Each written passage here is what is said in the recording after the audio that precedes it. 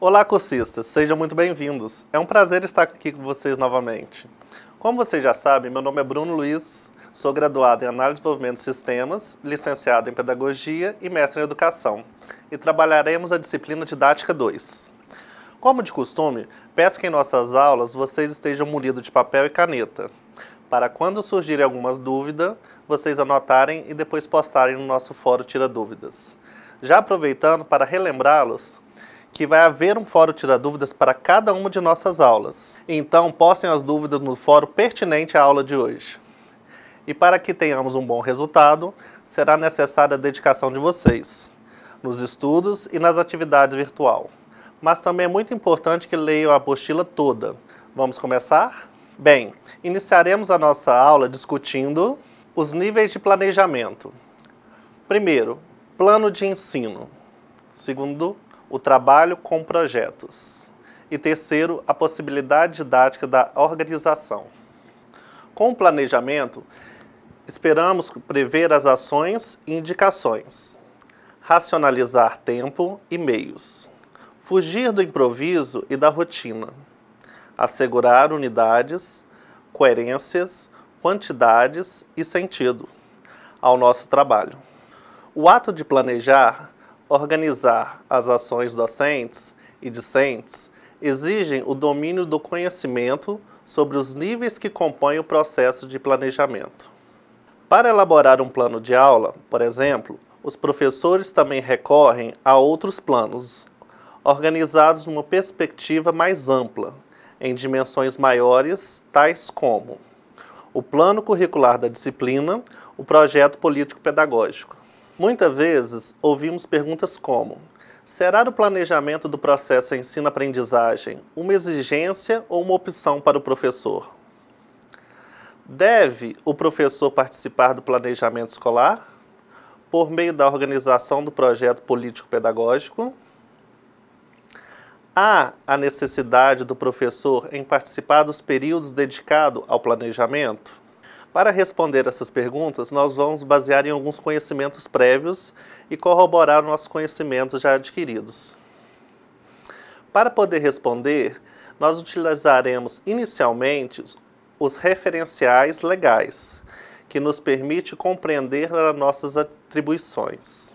Frente ao trabalho de planejar, esse é o ponto de partida para essa sessão, a Lei de Diretrizes e Bases Educacionais Nacional, 9394/96, que determina que, artigo 13, os docentes incumbir-se-ão de, primeiramente, parágrafo 1, participar da elaboração da proposta pedagógica dos estabelecimentos de ensino, elaborar e cumprir o plano de trabalho segundo a proposta pedagógica dos estabelecimentos de ensino.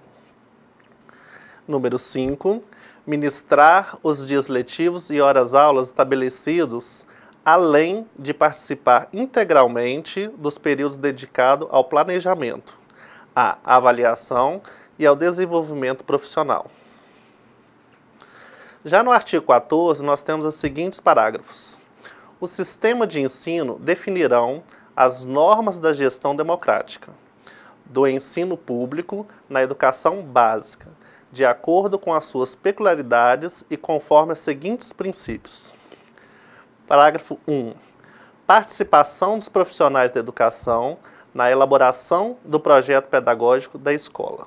Diante dos indicativos dispostos em lei, os questionamentos anteriores tornam-se agora mais claros, pois, sendo incumbência dos professores o ato de planejar, não se trata de opção pessoal, e sim de uma obrigação legal que ele se predispôs. Compete aos professores, portanto, a participação na elaboração de projetos políticos pedagógicos da escola em que atua, conforme os termos acima explícitos nos artigos 13 e 14 da nossa LDB. Por fim, é atribuição dos professores a organização do seu plano de trabalho, articulando com as propostas da escola, além de ser necessária sua inserção nos períodos atribuídos ao planejamento. Ao pensar em propor o seu plano de trabalho, ou seja, o plano de ensino mais mediante a sua ação didática, compreende-se como plano anual da disciplina em que atua, como, por exemplo, de acordo com a lei, é preciso elaborar e também cumprir o plano de trabalho, segundo a proposta da escola, artigo 13, inciso 2. De acordo com a lei, é preciso elaborar e também cumprir o plano de trabalho, segundo a proposta da escola, como os vimos no artigo 13, inciso 2. Tal raciocínio permite-nos inferir que o trabalho docente, por meio do planejamento, requer o conhecimento às diferentes dimensões ou níveis de abrangência do planejamento na educação escolar. Ao ensinar, os professores utilizam somente planos ou currículo específico de uma aula. Ao ensinar, professores não utilizam somente planos ou roteiros específicos de uma aula. Então vamos ver sobre o planejamento ocorre em dimensões interligadas. Seja no ano, no semestre, no bimestre ou em qualquer fração de tempo, os professores são convocados a planejamento de suas atividades. As semanas pedagógicas, como vem sendo chamados os períodos de planejamento nas escolas, se multiplicam, assim como cresce o número de professores resistente a essa tarefa.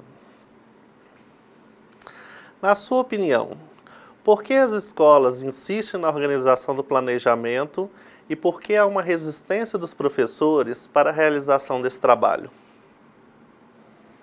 Qual é a relevância do planejamento no cotidiano escolar?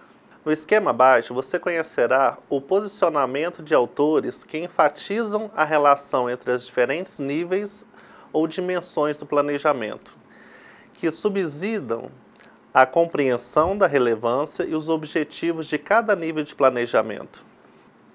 Vamos começar pelo planejando um sistema educacional. Abrange as esferas nacionais, estaduais e municipais. Aqui também se expressa as políticas educacionais adotadas. Exemplo, o Plano Nacional de Educação do Ministério da Educação, LDB 9394/96. As diretrizes curriculares nacionais, como foi visto, as estaduais e as municipais. Planejamento escolar. No planejamento escolar, abrange o processo de tomada de decisões quanto aos objetivos e ações pedagógicas e administrativas para o funcionamento escolar. O contexto da escola é matéria-prima do plano de planejamento político. O projeto político-pedagógico, PPP, é o plano norteador do trabalho escolar. Abrange o processo de tomada de decisões quanto a objetivos e as ações pedagógicas e administrativas para o funcionamento escolar. O contexto da escola é matéria-prima do projeto político-pedagógico. O projeto político-pedagógico, PPP, é o plano norteador do trabalho escolar, expressando a filosofia da escola e os objetivos que pretende atingir. Pressupõe envolvimento e participação de toda a comunidade escolar para ser organizado: pais, professores, funcionários, alunos e equipe pedagógica. Sobre o planejamento curricular. O planejamento curricular é construído coletivamente na escola e pressupõe o conhecimento das diretrizes fixadas pelos Conselhos Federal, Estadual e Municipal de Educação. É a previsão dos diversos componentes curriculares que serão desenvolvidos ao longo do curso, com a definição dos objetivos gerais e dos conteúdos programáticos de cada componente. O planejamento didático de ensino é a especificação e a operacionalização do planejamento curricular e abrange os seguintes tipos de planos: o anual ou semestral, também conhecido como plano de curso, para cada disciplina prevista no currículo. Planos de unidade, planos de aula e projetos. Nós vamos ver mais para frente cada um deles. Pensar em planejamento como processo implica discutir várias dimensões, que vão desde o projeto político-pedagógico até a proposta de docência. Esse processo é chamado por McGill e Debyen de planejamento de ensino-aprendizagem.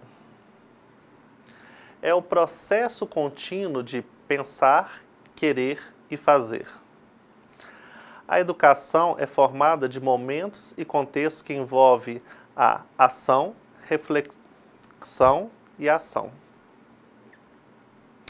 É o processo contínuo de pensar, querer e fazer.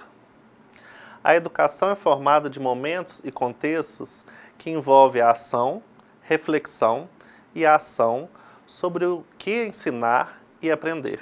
Inicia-se com discussões para se ter clareza do que a instituição pretende. A partir daí, vai abordando várias dimensões. A formação do profissional e ser humano que deseja, o projeto político-pedagógico. A do conhecimento produzido em construção coletiva e social, o plano de ensino. E a concretização das dimensões anteriores em sala de aula, na relação professor e aluno, que seria o plano de aula. A rede de ações em que estamos envolvidos nos contextos escolares de planejamento. Começamos com a participação de reuniões pedagógicas. Elas nos garantem o ensino dos nossos alunos e aprendemos com eles, o que gera a avaliação do processo de ensino e aprendizagem, que por sua vez estudamos e os pesquisamos, para poder cada vez planejar e melhorar a nossa didática e a nossa sala de aula. Por que elaborar planos? Segundo Chiquito, os professores elaboram planos porque desejam escrever, porque desejam se posicionar, porque desejam participar desse movimento que implica a construção de saberes, dessa forma que permite ver e dizer a educação e as influências e a juventude. Segundo Chiquito, os professores elaboram plano porque desejam escrever, porque desejam se posicionar, porque desejam participar desse movimento que implica na construção de saberes, dessa forma que permite ver e dizer a educação e as infâncias e juventudes. Porque, ao participarem da escrita, constroem a própria docência, porque desejam compor uma outra maquinária, um outro dispositivo, pelos quais seja possível ver e dizer outras coisas, outros saberes. As atividades e tarefas planejadas na fase pré-ativa atuam como roteiros, planos ou rotinas para a ação didática do professor conduzindo o ensino na fase interativa. No cotidiano escolar, professores consultam, utilizam as rotinas e os planos como apoio e constante possibilidades de registro e avaliação das práticas desenvolvidas. Ao ensinar seus alunos, os professores buscam, então, indicativos sobre os planos elaborados, pois as interações docentes-discentes, por não serem linear, requer constantes tomadas de decisões. Exemplificando, quando o professor percebe que há alunos que não compreendem o que foi proposto, é preciso tomar decisões. Qual seria o posicionamento correto? Continuar com o plano previsto, replanejar a situação didática ou utilizar recursos que continuam com um resultado positivo em situações similares? A resposta para essa questão vem da reflexão de cada aula. Cada caso e cada objetivo vai dar uma resposta diferente para o professor. Basta a ele analisar qual seria a melhor situação possível, visando o coletivo. Como você percebeu através das atividades já desenvolvidas, o planejamento didático ou de ensino é organizado nas escolas, contemplando comumente as seguintes modalidades: o plano de curso, o plano de unidade, o plano de aula e os projetos. Vamos ver então cada um deles mais a fundo. Segundo Bacedas, planejar supõe coisas diferentes para diferentes professores e equipes. Em lugar de pretender a homogeneização nos instrumentos que se utilizam, convém progredir no caráter inteligente do Em lugar de pretender a homogeneização nos instrumentos que se utilizam, convém progredir no caráter inteligente do planejamento, como uma previsão que permite identificar as interações educativas e os meios para alcançá-las. Sobre planejamento didático ou de ensino, qual é o ponto de partida? Para a proposição dos diferentes planos de ensino que se fazem necessário para o processo de ensino-aprendizagem, o ponto inicial para fundamentar o trabalho como um conteúdo escolar advém do plano curricular da escola, elaborado e articulado ao projeto político-pedagógico.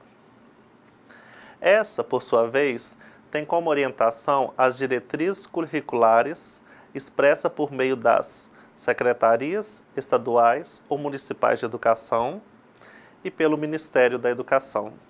Plano de curso. Leia atentamente os questionamentos abaixo, que expressam as indagações comumente apresentadas. Leia atentamente os questionamentos abaixo, que expressam as indagações comumente presentes na prática pedagógica escolar. Quais as expectativas de aprendizagem que tenho para esta turma durante esse ano letivo? Quais os objetivos finais no ensino dessa disciplina que a minha escola tem para o trabalho pedagógico com essa série ou ciclo? Que conteúdos serão trabalhados por meio do ensino dessa disciplina? O que acredito que os alunos responderão frente a esta proposta de ensino esse ano? Quais os encaminhamentos metodológicos que privilegiarei no trabalho pedagógico com os alunos? Considerando o sistema de avaliação da escola, previsto no projeto político-pedagógico, como organizarei a proposta de avaliação da aprendizagem dos alunos? Essas indagações constituem-se o ponto de partida para a proposição do ensino de uma disciplina curricular, por meio da organização do plano de curso. Assim compreendido, o plano de curso, também denominado como plano ou proposta de disciplina, antecipa as ações didáticas do professor, que organiza o conteúdo em unidades, prevendo de forma geral a ou as metodologias, os materiais, o tempo previsto para o trabalho com o conteúdo para o período letivo. Enquanto roteiros organizados das unidades didáticas para o trabalho pedagógico de uma disciplina, ou para o ano ou semestre, o plano de curso tem como premissa os objetivos para a aprendizagem dos alunos em relação aos conteúdos que precisam ser trabalhados. Para a RIAD, é papel específico do professor convencer os alunos da importância dos objetivos propostos, posto que é ele quem conhece a matéria. Porém, convencer significa adesão e não imposição. As escolas organizam-se de diferentes maneiras através da elaboração de roteiros próprios, imprimindo assim as características que são peculiares a cada instituição.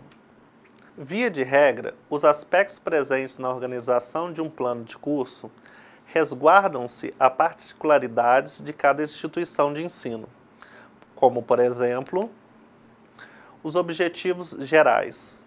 Por objetivos gerais, nós entendemos que, nesse campo, o professor expõe os objetivos que são definidos em função da natureza e das peculiaridades da disciplina.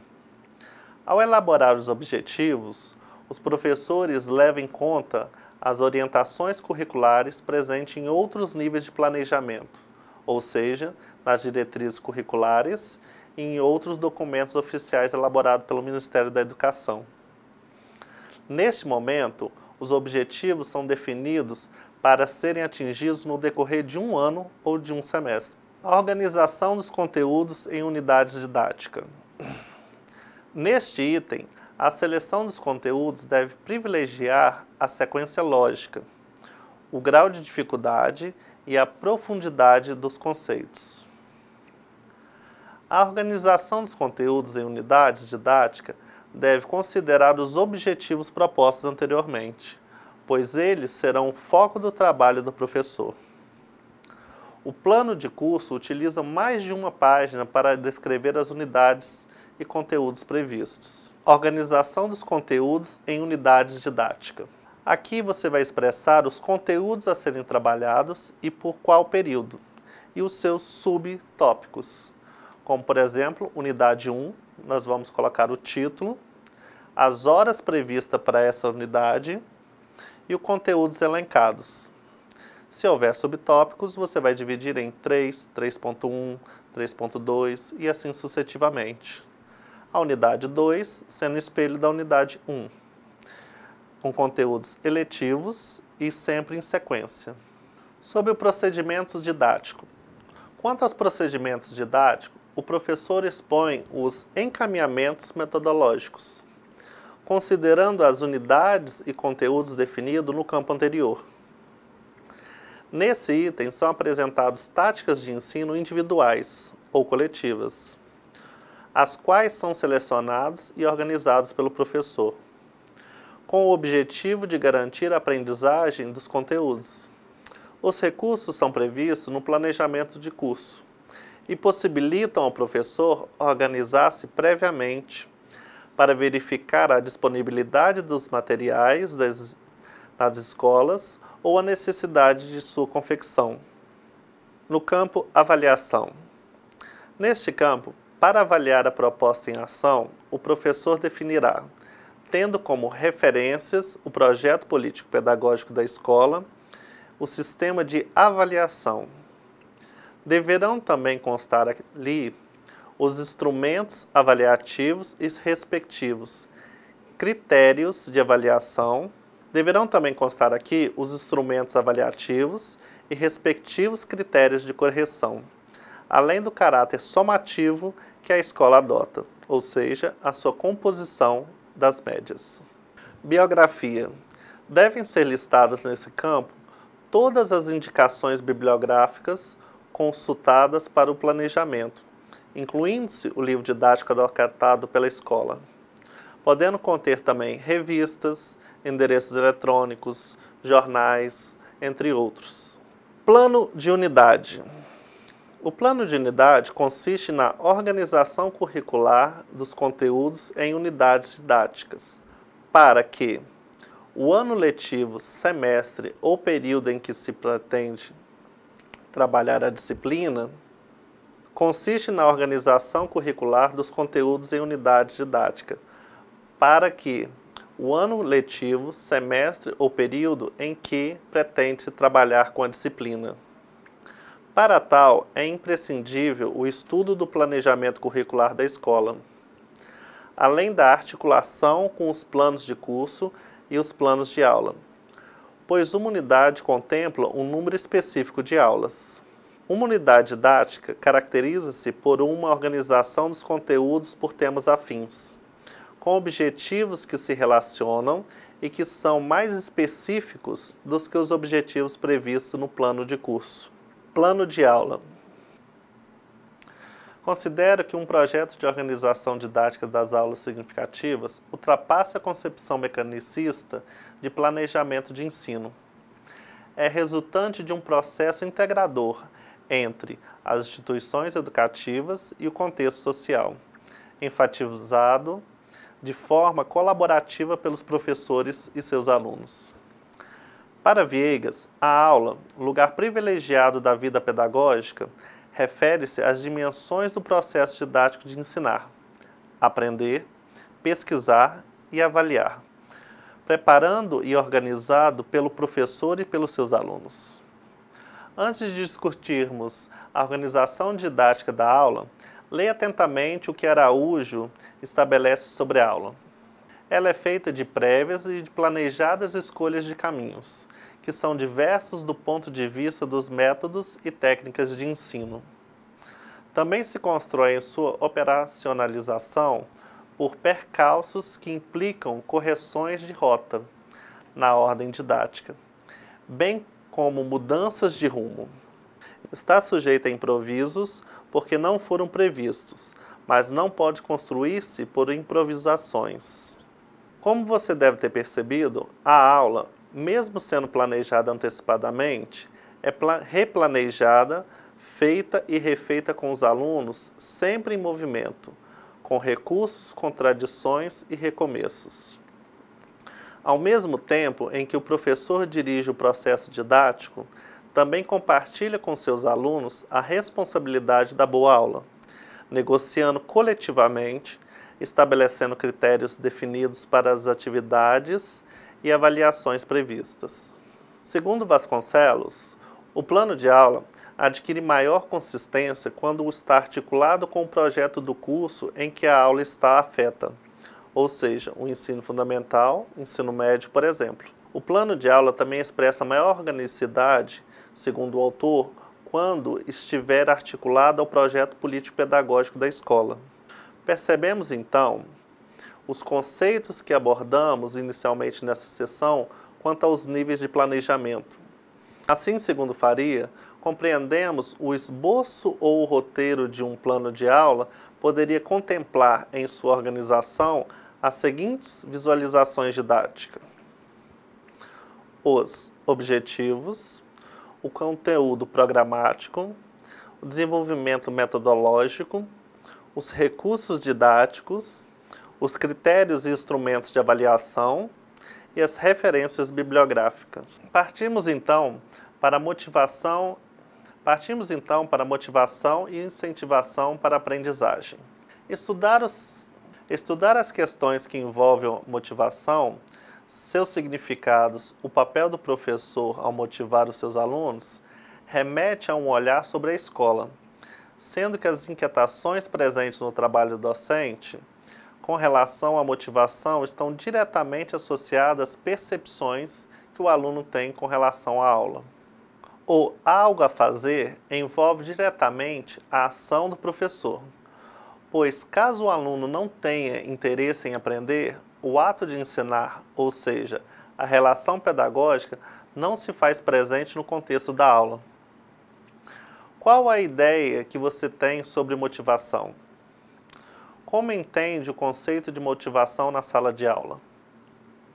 Vejamos as contribuições dos estudiosos sobre o tema. A motivação, ou motivo, é aquilo que move uma pessoa ou que a põe em ação ou então a faz mudar de curso. A motivação pode ser entendida como um processo e, como tal, é aquilo que se suscita ou incita uma conduta, que sustenta uma atividade progressiva, que canaliza essas atividades para um dado sentido. A motivação é energia para a aprendizagem, o convívio social, os afetos, os exercícios da capacidade geral do cérebro, da superação, da participação, da conquista, da defesa, entre outros. A motivação é um conjunto de variáveis que ativam a conduta e a orientam em determinado sentido, para poder alcançar um objetivo. Dentro dos conceitos apresentados, algumas palavras e expressões chamam a atenção quando se trata de motivação: mobilização, objetivo e aprendizagem. Estabelecer a relação entre a mobilização, os objetivos e a aprendizagem, considerando que esta se dá num contexto que envolve professores e alunos, constitui-se numa tarefa difícil. Para Brockovich e Busenek, a motivação passa a ser pensada como um problema em educação, quando, em paridade de outras condições, sua ausência representa queda de investimento pessoal de qualidade nas tarefas de aprendizagem. E eles afirmam ainda, à medida que as crianças sobem de série, cai o interesse em facilidades, e eles afirmam ainda que, à medida que as crianças sobem de série, cai o interesse e facilmente se instalam dúvidas quanto à capacidade de aprender certas matérias. Relação pedagógica na sala de aula. Disciplina e indisciplina. A compreensão das questões de disciplina e indisciplina na sala de aula perpassam a relação pedagógica, tema que você já estudou anteriormente. Pois, ao atuar como mediador, o professor estabelece liderança democrática que envolve negociação ou acordos, estabelecimentos coletivos das normas e regras, delegar responsabilidade e atribuir tarefas. Segundo Comênios, ao interpretar o significado de disciplina, é coerente com as suas concepções sobre a arte de ensinar. Pois, ao professor cabe prevenir e vigiar para que não haja desobediência às regras. E, se isso acontecer, é justamente porque o professor não ministrou um ensino que fosse atraente e motivador ao aluno. Comênios ainda comenta que vincular a disciplina ao comportamento dos alunos é também a forma como o professor trabalha os conteúdos com os estudantes. Fator este que também influencia a disciplina na sala de aula. Sobre o quesito autoridade profissional, diz respeito ao domínio que o professor tem dos conteúdos que ensina, dos métodos e técnicas que envolvem sala de aula, as formas como se relaciona com o grupo, no que respeita às diferenças individuais, ao controle e avaliação dos alunos e de seus próprios trabalhos. A autoridade moral está vinculada ao conjunto de qualidades do professor, à sua personalidade, à dedicação ao trabalho que realiza, ao discernimento nas situações enfrentadas em sala de aula. Ao definir a autoridade técnica, Libânio destaca que ela se constitui no desenvolvimento dos métodos e técnicas, de forma segura, nos momentos de aula, nas formas como o professor apresenta os conteúdos, permitindo que os alunos estabeleçam relação entre eles e a vida cotidiana. As discussões sobre disciplina e indisciplina em sala de aula são amplas e apresentam diferentes abordagens. Sobre o enfoque da didática, as discussões sobre disciplina e indisciplina em sala de aula são amplas e apresentam diferentes abordagens sobre o enfoque da didática. Os estudos perpassam, como você deve ter percebido, as relações estabelecidas entre professor e aluno e aluno, quanto ao estabelecimento de regras para a organização do grupo. Ao pensar em disciplina e indisciplina, percebemos, então, um enfoque sobre professor e aluno, sobre as relações com os conhecimentos, as normas, as regras estabelecidas no grupo. Você percebeu que a disciplina e a indisciplina se constituem em questões presentes no cotidiano da escola, que estão diretamente associadas à prática docente? Que não existem fórmulas, caminhos precisos que façam com que a disciplina tome o lugar da indisciplina em sala de aula? Porém, o professor, ao buscar os subsídios, os apoios teóricos, os conceitos relativos a esse tema, terá discernimento sobre a organização de seus trabalhos, as formas de relacionamento que estabelece com o aluno, sua autoridade na docência, que não se reveste de autoritarismo para garantir a disciplina, mas que visa a relação que estão sendo construídas entre professor, aluno e conhecimento. Nessa aula foi possível ter noções, conceitos fundamentais de níveis de planejamento. Então, para terminar nossas aulas, vamos refletir sobre alguns assuntos. Nessa aula, discutimos sobre os níveis de planejamento. Considerando as dimensões do processo didático apresentados nessa unidade, as relações apresentadas entre ensinar, aprender, pesquisar e avaliar, tendo como referência as contribuições que foram apresentadas sobre esses assuntos, serão enfatizados pelos professores. Vamos terminar com uma pergunta. O professor, ao elaborar seu planejamento, deve priorizar requisitos básicos importantes da didática. Partindo do pressuposto iniciais do seu ato de planejar, que domínios e competências o professor deve exercer no seu cotidiano escolar? Bem, agora que vocês já tiveram algum tempo para refletir sobre a pergunta, vamos à resposta. O ato de planejar, organizar as ações docentes e discentes, exige o domínio de conhecimentos sobre os níveis que compõem o processo de planejamento. Para elaborar um plano de aula, por exemplo, os professores também recorrem a outros planos organizados numa perspectiva mais ampla, em dimensões maiores, tais como o plano curricular da disciplina, o projeto político-pedagógico, entre outros. As atividades e tarefas planejadas na fase pré-ativa atuam como roteiro, plano ou rotinas para a ação didática do professor, conduzindo o ensino na fase interativa. No cotidiano escolar, professores consultam, utilizam as rotinas e planos como apoio e constantes possibilidades de registro e avaliação das práticas desenvolvidas. Ao ensinar seus alunos, os professores buscam, então, indicativos sobre os planos elaborados, pois a interação docente-discente pode ser não linear, requer constantes tomadas de decisões.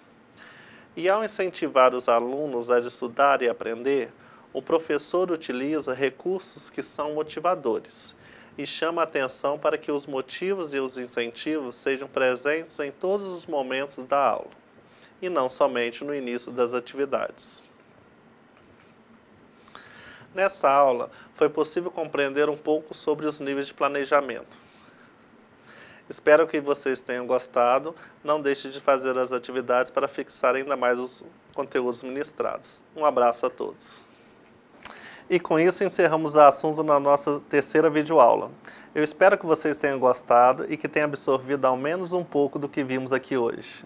Lembre-se de acessar a nossa sala virtual, participarem dos fóruns e postarem as suas dúvidas. E não se esqueçam de estudar a apostila. Por enquanto é só. Bons estudos e até a próxima aula.